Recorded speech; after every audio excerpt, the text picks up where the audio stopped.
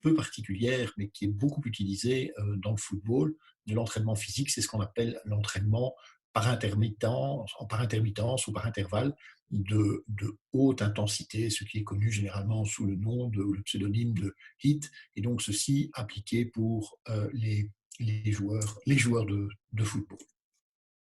Alors, donc nous en sommes à notre dernière rencontre.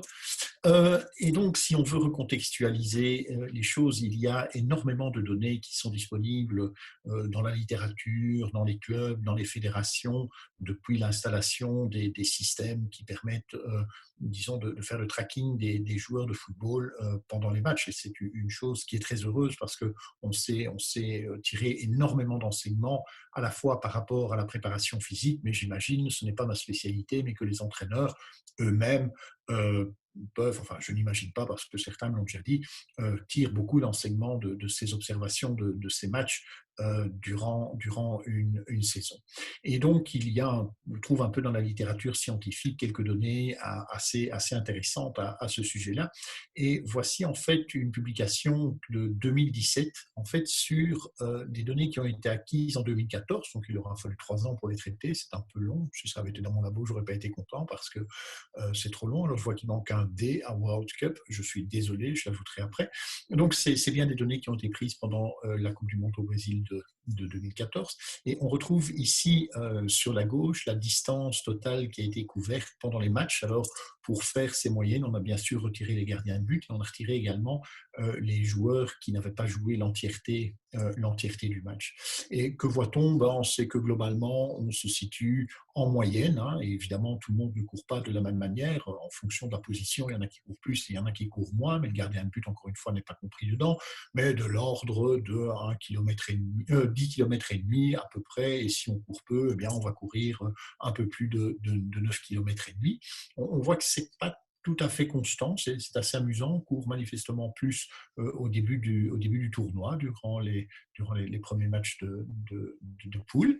Et puis en huitième, en quart, ça semble courir beaucoup moins. Mais alors, en demi et en finale, c'est très nettement les matchs dans lesquels on va courir le plus. Et sur la partie droite, vous allez retrouver le nombre de sprints qui ont été réalisés. Donc les sprints, c'est vraiment à vitesse maximale. Donc on va faire la différence entre ce qui est couru à haute vitesse et ce qui est couru à vitesse véritablement maximale. À haute vitesse, c'est beaucoup plus, mais ici, on est vraiment à vitesse maximale, donc c'est généralement sur quelques mètres. Bien, vous voyez que même si la distance totale n'est pas constante en fonction du moment du tournoi, bien, vous voyez qu'à l'exception de la demi-finale et de la finale, eh bien, on retrouve un nombre relativement constant de sprints qui sont réalisés, qui sont de l'ordre de 32 à 34 sprints, alors qu'en demi-finale et en finale, eh bien, on atteint quasiment 40, ce qui veut dire quand même une augmentation qui avoisine quand même les 20%, ce qui est tout à fait substantiel. Mais ce qui est beaucoup plus amusant à regarder, c'est de comparer, je ne ferai pas l'affront de vous demander qui a été champion du monde au Brésil, si on veut comparer les performances de l'équipe qui a été championne du monde, donc l'Allemagne, par rapport aux autres équipes. Tout d'abord, et ceci sur l'entièreté du tournoi. Tout d'abord, ce que l'on voit, eh bien, c'est que la distance qui a été couverte est un tout petit peu plus importante chez les Allemands que chez les autres. Donc on met une petite étoile, hein, ça veut dire qu'on a fait des calculs statistiques qui nous disent il y a ce que nous appelons une différence significative. Ça veut dire qu'effectivement, ces deux valeurs, même si elles sont relativement proches, on peut dire que statistiquement, elles ont un sens, elles sont différentes. Par contre, le nombre de sprints réalisés à vitesse maximale n'est pas différent. Mais ce qui va fondamentalement changer, c'est la distance qui est couverte à haute intensité, c'est-à-dire pas nécessairement à vitesse totalement maximale, mais à haute intensité. Et c'est vraiment là que va se faire la différence.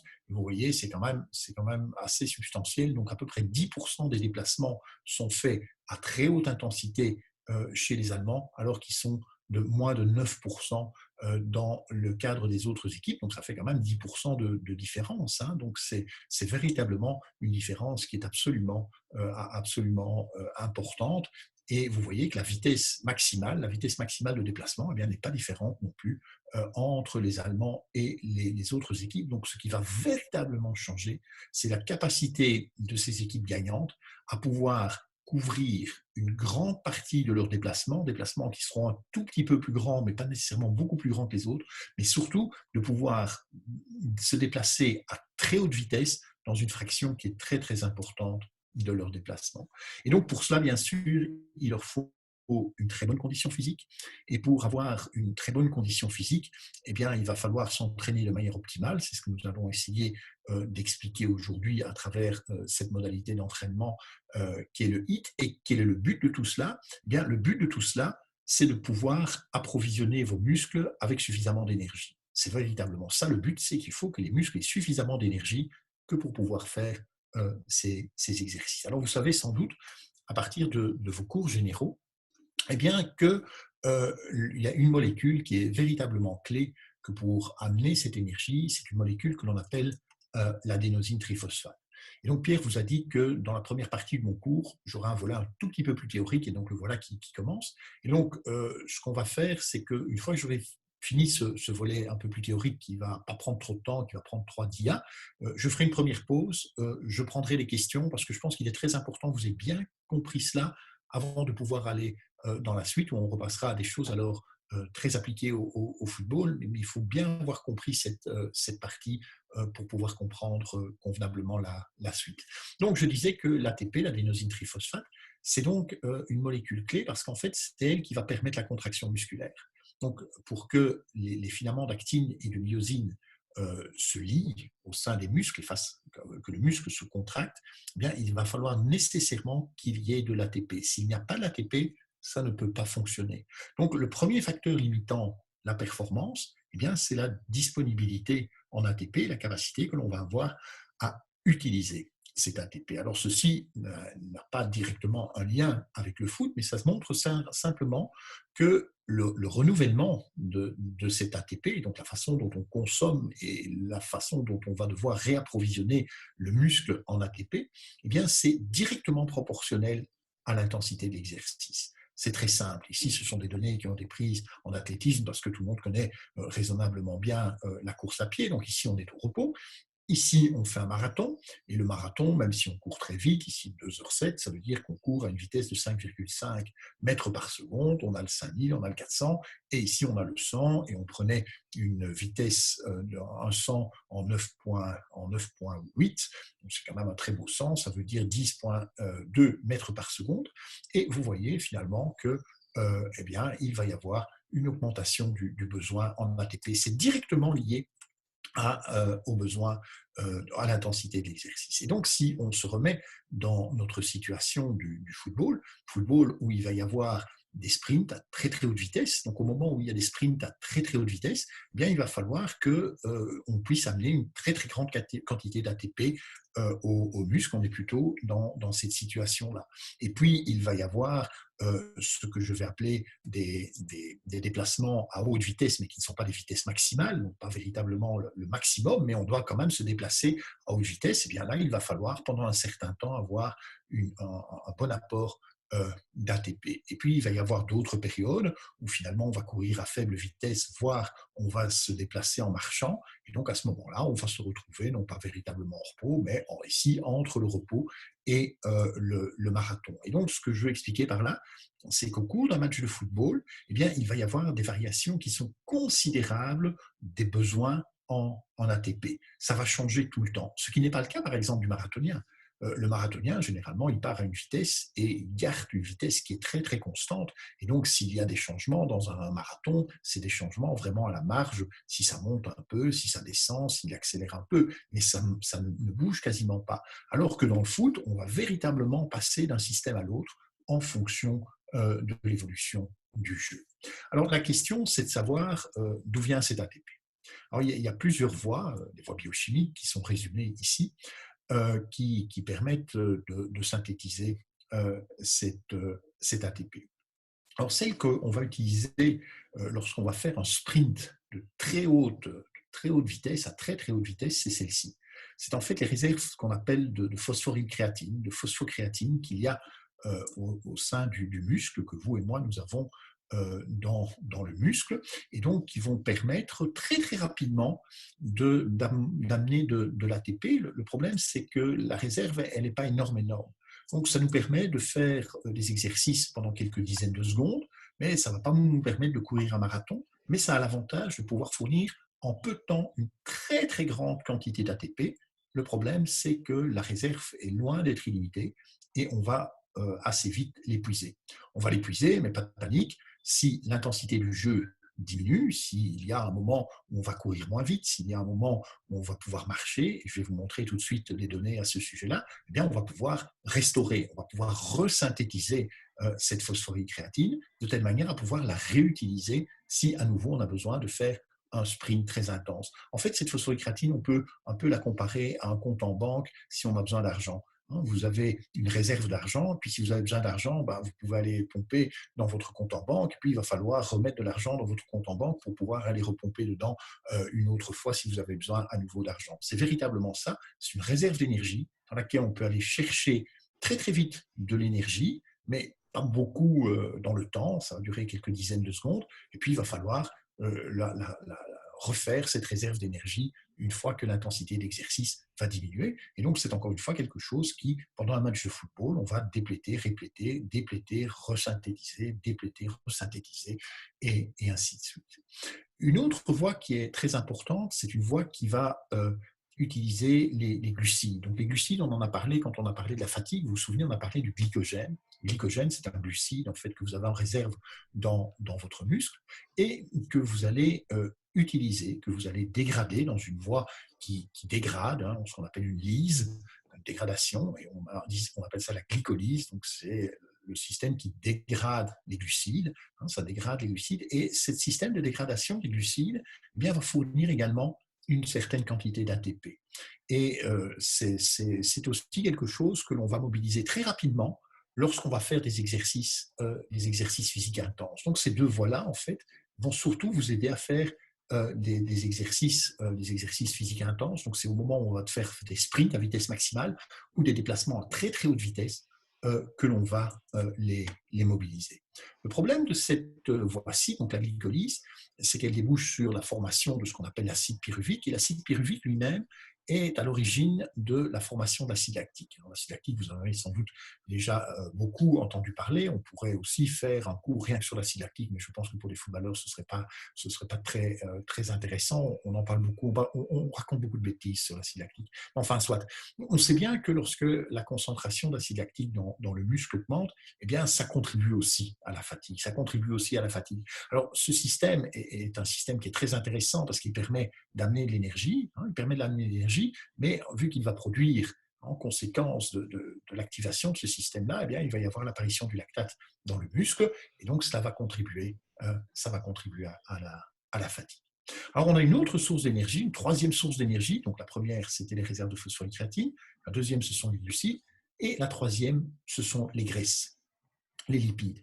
Alors, les lipides, d'où viennent-ils? Ils ont deux origines, essentiellement. Soit ils viennent de votre tissu adipeux. Donc, quand vous faites un exercice, vous allez mobiliser vos réserves dans vos tissus adipeux.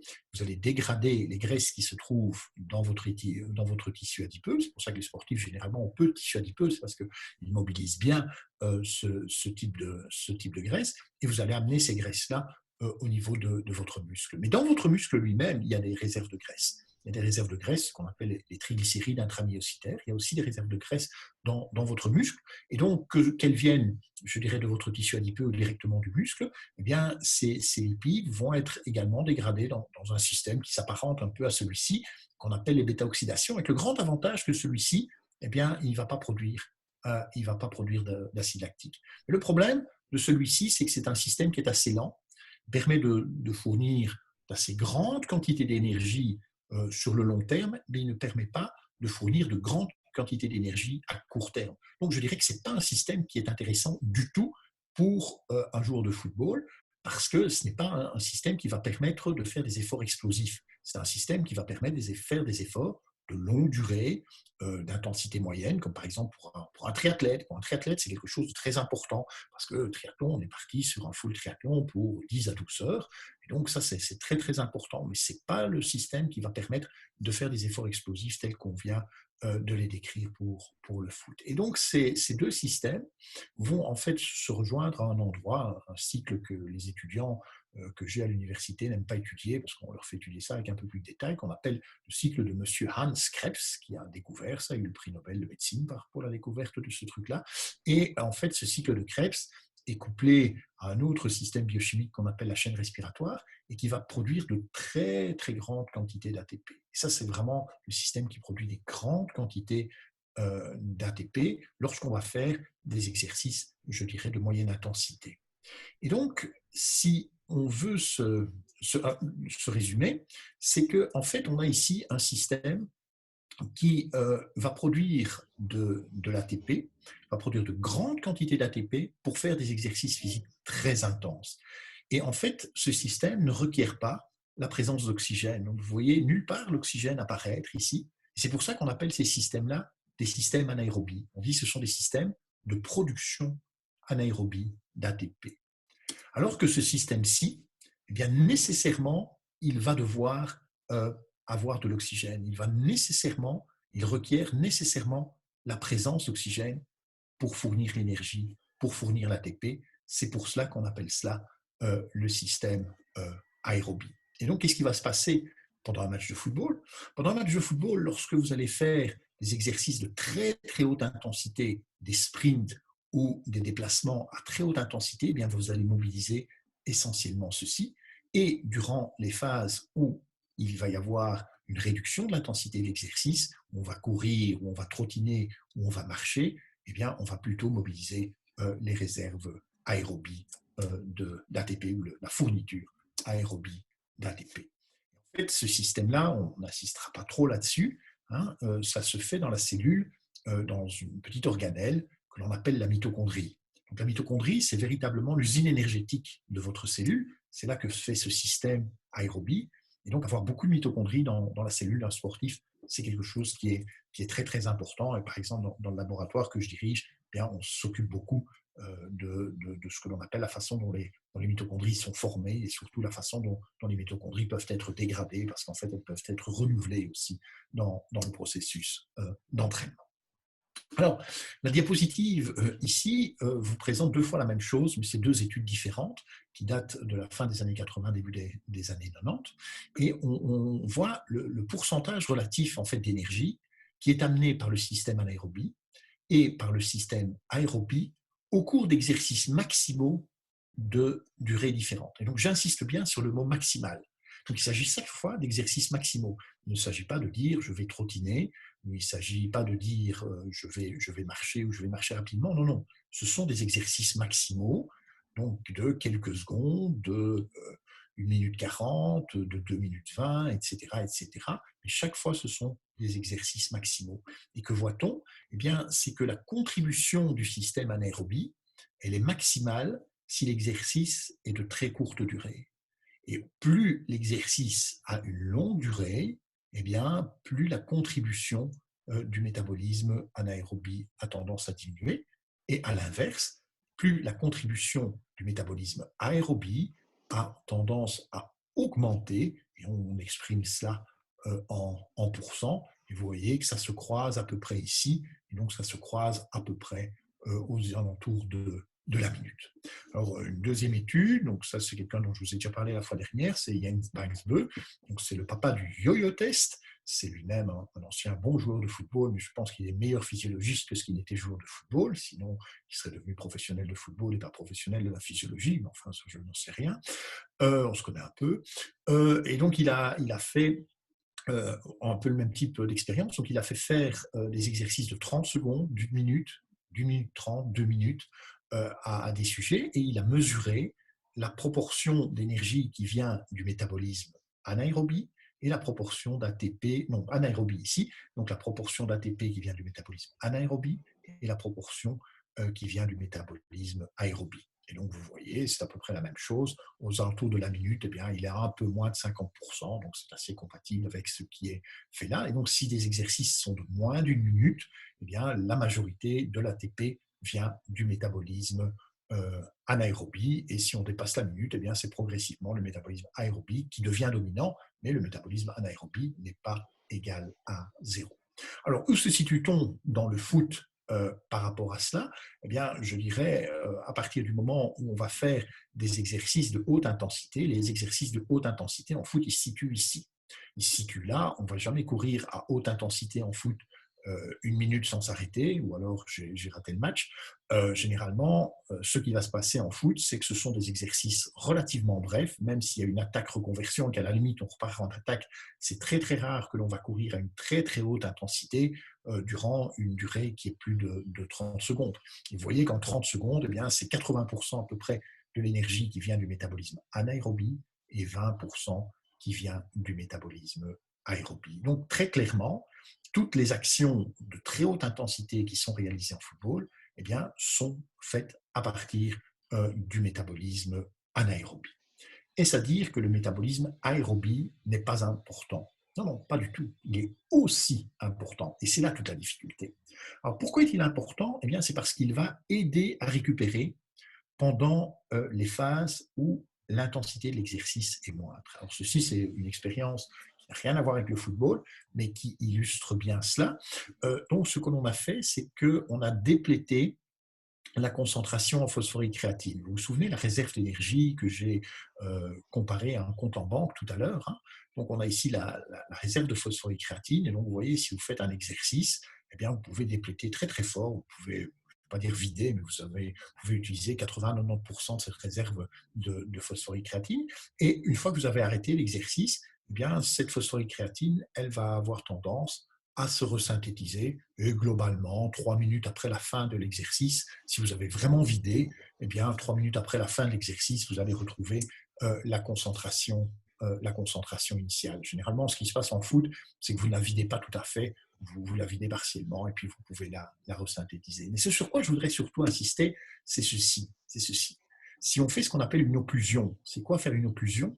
Eh bien, c'est qu'après la fin de l'exercice, on met en fait un manchon sur la jambe du sportif, et un peu comme on met un manchon au niveau de votre bras lorsqu'on prend la tension chez le médecin, et on gonfle ce manchon de telle manière à ce que le sang ne puisse plus passer, et puis on ouvre progressivement pour prendre votre tension. Eh bien, il est possible de mettre ça au niveau de la cuisse, hein. C'est vraiment pas compliqué, il faut juste des manchons un peu plus grands, et donc on peut gonfler ces manchons à une pression qui est supérieure à la pression artérielle. Et ce qui va se passer à ce moment-là, c'est que le sang ne va plus passer, et donc le muscle ne va plus être oxygéné.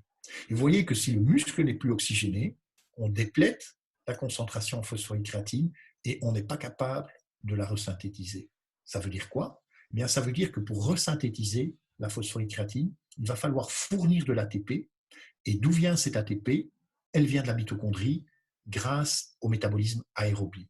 Et donc, c'est le métabolisme aérobie qui va permettre de resynthétiser cette phosphorylcréatine. Et donc, c'est ce métabolisme aérobie qui va permettre de récupérer au mieux lorsqu'on fait des exercices de plus faible intensité.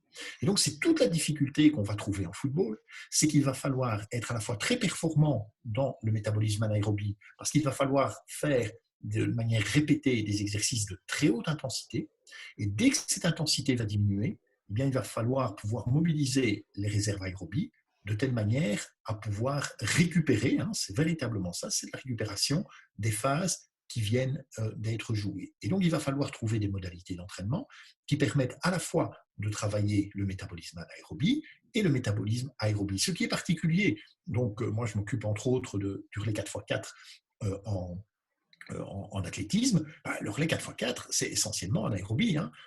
On ne s'emmerde pas trop avec l'aérobie parce que ça ne sert à rien. Une fois qu'ils ont fini leur 400, ils vont prendre leur douche et puis ils rentrent à l'hôtel et ils reviennent faire, à la limite, si tout va bien, s'ils sont sélectionnés, ils viennent faire le 400 suivant le lendemain. Donc on a tout le temps de récupérer, c'est pas un problème.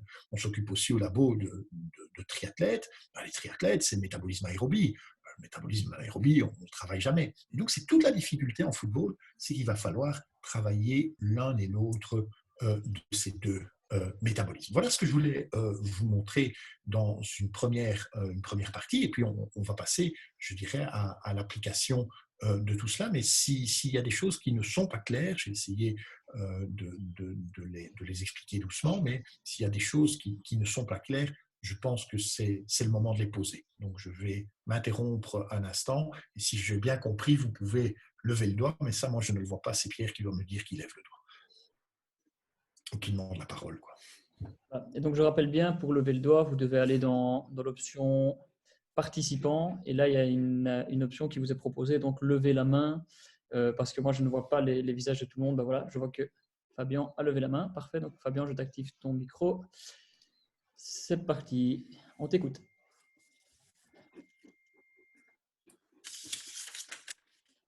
Fabien, tu m'entends? Je t'ai activé ton micro. Excusez-moi, moi je ne l'avais pas activé. Bonjour à tous. Parfait, ouais, on t'entend.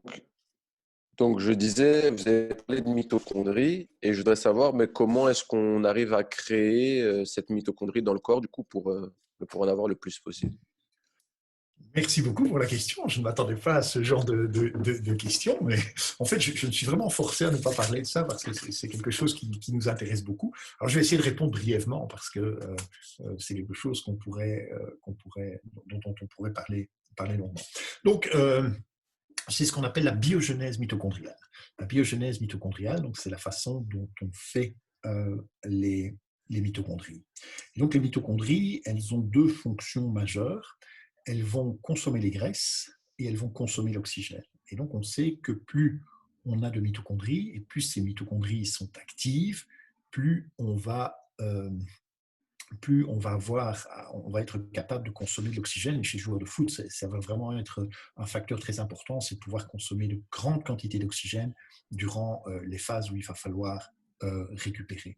Et donc, en fait, il y a des mécanismes de régulation biologique qui font qu'on va activer ce processus de la biogenèse mitochondriale. Et en fait, on sait que ces processus biologiques, il y a deux manières de les activer.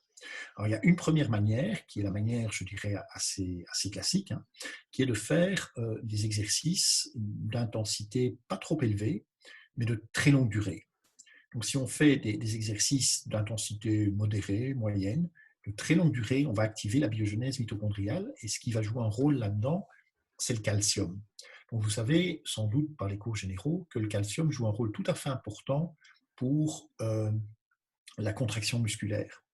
En fait, au moment où, et Jacques Duchâteau vous en a sans doute parlé, il vous a sans doute beaucoup parlé du motoneurone, au moment où le motoneurone, donc qui est celui qui dirige le nerf, qui va diriger le muscle, qui va dire au muscle tu dois te contracter, au moment où ce motoneurone donne l'ordre de se contracter, en fait, ce qu'il provoque dans le muscle, c'est une libération de calcium qui est stocké dans des membranes, un réseau de membranes que l'on appelle le réticulum sarcoplasmique. Et donc là, on trouve beaucoup de calcium.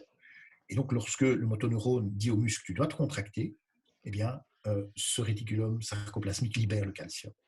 Et le calcium va permettre à l'actine et à la myosine de s'attacher. S'il n'y a pas de libération de calcium, il n'est pas possible à l'actine et à la myosine de s'attacher. Mais ce calcium va servir à d'autres choses.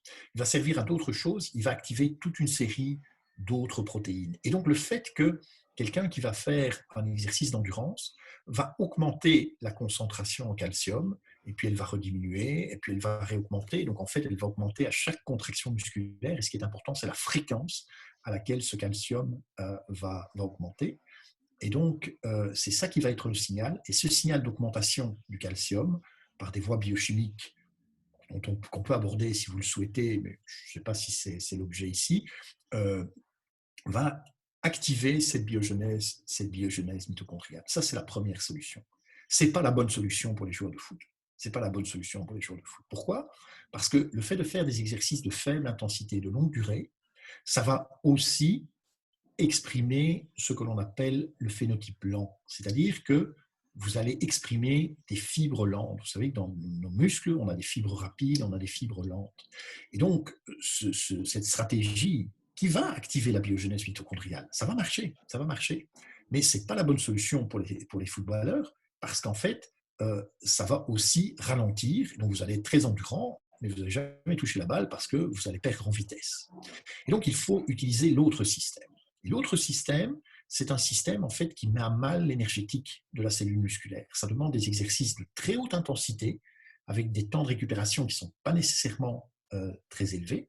Et ce que l'on va faire, c'est qu'on va mettre en difficulté l'énergétique du muscle. C'est vraiment la cellule musculaire qui va être mise en difficulté énergétique. Et en fait, si on la met en difficulté énergétique, de manière assez logique, ce qu'elle va faire, c'est qu'elle va induire cette biogenèse mitochondriale, donc cette formation des mitochondries. Et on va donc pouvoir, avec cette stratégie-là, garder des fibres rapides, et donc garder la vitesse, et également avoir une bonne activité mitochondriale et donc une bonne consommation d'oxygène. C'est ce dont je vais vous parler, mais je ne comptais pas rentrer dans ce genre de détails. Mais merci de m'avoir posé la question, parce que ça m'a permis de l'expliquer dans la suite de l'exposé. Ok, parfait. Je pense que c'est la seule question parce que je ne vois pas d'autres mains levées. D'autres mains levées. Donc, cela veut dire que tout le monde a parfaitement compris ce que je voulais dire. Et donc, je vous propose alors qu'on l'on vérifie, d'accord? Juste pour du beurre. Et donc, je vous propose de vous connecter sur le WooClap. Alors, je vois qu'il y a déjà toute une série de personnes qui sont connectées. Donc, j'imagine que vous l'êtes à peu près tous, parce que je ne vois plus le compteur augmenter. Et donc, je vous propose de passer à la première question. Et la première question est de savoir la phosphorylcréatine dont je vous ai parlé est mobilisée lors de la première phase de jeu très intense et puis elle n'est plus utilisée. C'est vrai, c'est faux ou vous n'en savez rien? Donc la phosphorylcréatine, elle est mobilisée lors de la première phase de jeu et puis n'est pas plus utilisée. C'est une affirmation que je fais. Est-ce que cette affirmation, elle est vraie, elle est fausse, ou est-ce que finalement vous avez un peu oublié ce que j'ai raconté avant? Ok, on laisse quelques minutes. Je vois qu'il y a déjà 11 personnes qui ont répondu. 13, 15.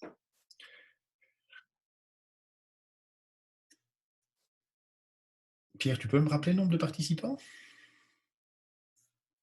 Alors ici sur le Zoom, on est 39, moins le staff, donc on peut s'attendre à mon avis à 33 réponses. 33 réponses. OK. Il y en a 24 pour l'instant. Alors, on s'engage. Hein. De toute façon, c'est pour du beurre. Donc, et moi, je ne sais pas qui a répondu quoi. Donc, oui, voilà. Donc on ne sait pas qui répond je quoi. ne sais pas qui répond quoi. Hein. Donc, il n'y a aucun problème. Allez-y. Donc, on stagne à 24, 25, 26.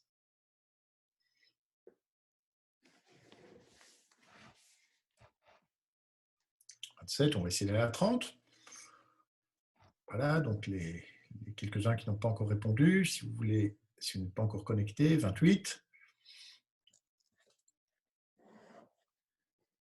Bon, on va pas trop attendre parce que sinon on va pas y arriver. Et donc voilà ce que vous avez répondu. Et la bonne réponse est effectivement faux. Hein.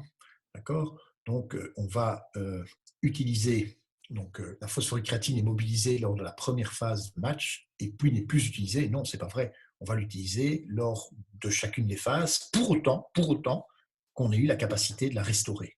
Donc à chaque phase intense, très intense, on va utiliser la phosphorylcréatine à une condition, c'est qu'on ait eu le temps de la resynthétiser. Et donc c'est pour ça que le métabolisme aérobie est important. C'est que, comme je vous ai montré, si on fait l'occlusion, la phosphorylcréatine ne remonte pas. Donc s'il n'y a pas assez d'oxygène, la phosphorylcréatine ne remonte pas ou remonte moins vite.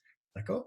Et donc, il est très important d'avoir un bon approvisionnement en oxygène pour pouvoir refaire la réserve d'énergie que l'on va devoir mobiliser très, très rapidement lorsque l'on fait un exercice intense. Et donc, effectivement, il est de loin préférable que l'on puisse l'utiliser à chaque fois. Question suivante. Tiens, bizarre. Lors, donc encore une affirmation, et c'est un vrai faux ou je ne sais pas, lors de phases de jeu intenses, d'accord, l'énergie, donc l'ATP, est essentiellement fournie par le métabolisme anaérobie. Est-ce que c'est vrai? Est-ce que c'est faux? Ou est-ce que vous n'avez pas tout à fait compris? Et donc, il faut que je réexplique. À vous. 14 réponses déjà.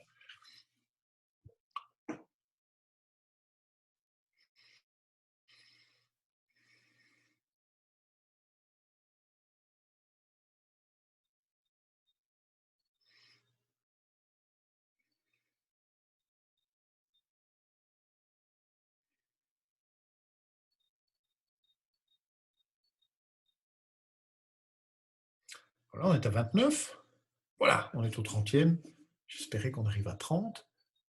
Et donc, allons-y sur les réponses. Donc, résultat, vrai, faux. Oui, c'est vrai, évidemment. Hein, lors de phases de jeu, l'énergie, l'ATP, c'est essentiellement fourni par le métabolisme anaérobie. Et l'ATP va être fourni par le métabolisme aérobie lorsque l'intensité de l'exercice va diminuer. Je pense que globalement, on a bien pigé ça.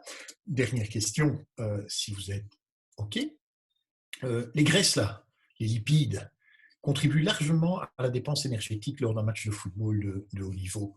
C'est vrai ou c'est pas vrai ce truc-là? C'est vrai, c'est pas vrai, donc c'est toujours la même chose. Vrai, faux ou je ne sais pas.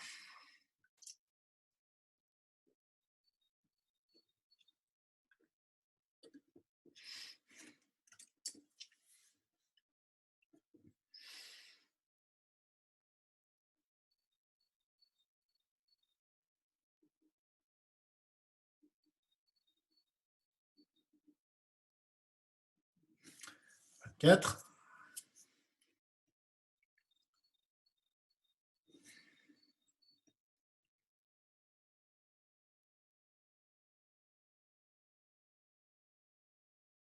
Allez, encore 2, comme ça on est à 30. Non. Bon. Ça ne bouge plus. On va aller voir la réponse. Donc, c'est plus équilibré. C'est plus équilibré. En fait, j'attendais une réponse erronée, donc la majorité a raison, mais c'est un peu équilibré. Donc, en fait, les graisses ne vont pas vraiment contribuer largement lors de la dépense énergétique, lors d'un match, j'ai bien mis de haut niveau, parce qu'un match de haut niveau, c'est très intense. C'est très, très intense. Et durant cette activité physique très intense, c'est surtout les glucides. C'est surtout les glucides qui vont être à l'origine de la dépense énergétique. Donc, je vous ai dit, par exemple, les gens qui font un triathlon complet, 10 heures, 12 heures, ça vraiment, les graisses, c'est très, très important. Le métabolisme des graisses est très, très important chez eux. Tandis que quand on fait du foot, et surtout du foot de très haut niveau, avec une très, très grande intensité d'exercice, c'est surtout les glucides qui vont être à l'origine de l'ATP que l'on va fournir. C'est d'ailleurs la raison pour laquelle j'ai insisté quand on a parlé de la fatigue, et j'imagine qu'on insistera encore dans le module nutrition, sur l'importance de prendre des hydrates de carbone, donc de prendre des glucides pour manger, et d'avoir de grandes réserves de glycogène dans le muscle avant de commencer un match de foot, parce que la réserve de glycogène, c'est une réserve de glucides, et vu qu'on va utiliser beaucoup ces glucides, eh bien, c'est quelque chose qui peut devenir un facteur limitant et donc un facteur qui induit la fatigue, comme on l'a vu lors du premier cours.